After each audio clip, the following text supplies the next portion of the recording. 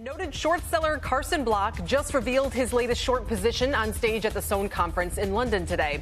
The name, Blackstone Mortgage Trust. The shares are down about 4% right now. The stock had a 3% gain for the year before the news hit. It's now turned negative.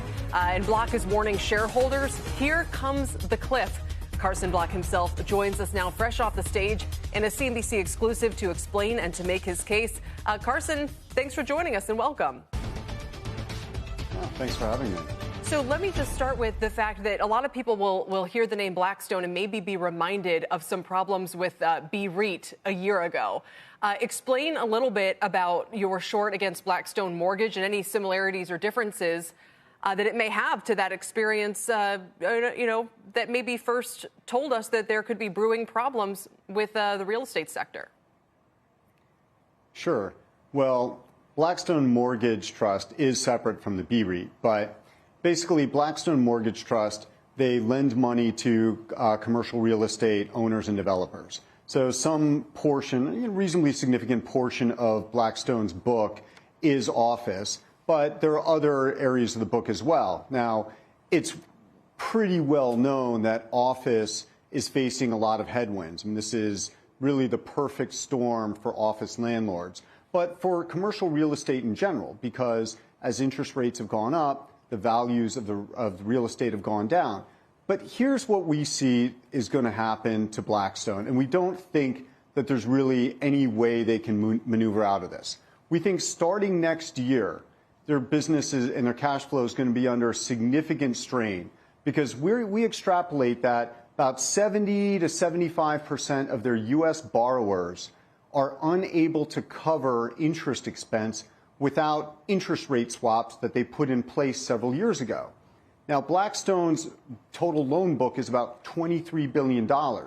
And we estimate that next year, swaps on $16 billion of that book are going to come off and basically expose these borrowers to having to pay market rates. And when we've looked, so the way that we analyze this, we looked at these CLOs. These are these debt securities that Blackstone has sponsored. And the loans that are in the CLOs, we understand are representative of Blackstone's larger U.S. balance sheet.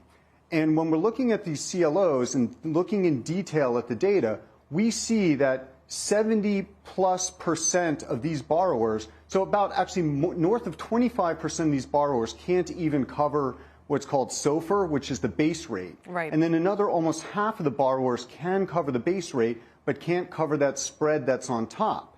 Now, the big problem then becomes, eventually, these are interest-only loans, so eventually they have to refinance these loans. But the collateral values, the values of the assets, look to be significantly underwater. So for the group that can actually cover the base rate, but not the interest, it looks to us like most of those assets are underwater, basically below the loan values by about 20%. And then when you look at the group that can't even cover the base rate, that's about a 50% haircut from the market data sources that we're using. So it's not like they can end up getting out of these loans by paying them off. So we think that what's going to happen is Blackstone's basically going to have to modify these loans and allow them to make pick interest payments. It's payable in kind. Right. So non-cash interest. And because of the huge amount of swaps, again, $16 billion that terminate next year, we think that that's when it's going to show up. Because Blackstone's been doing that a little bit.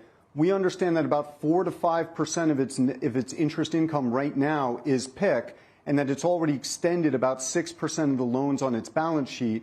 But, I mean, with over 50%, well over 50% of the balance sheet, the protective swaps terminating next year, they're going to have to start facing the music. And so we think significant dividend cuts coming back half of next year. Right. And we also think they could find themselves in a liquidity crisis as well.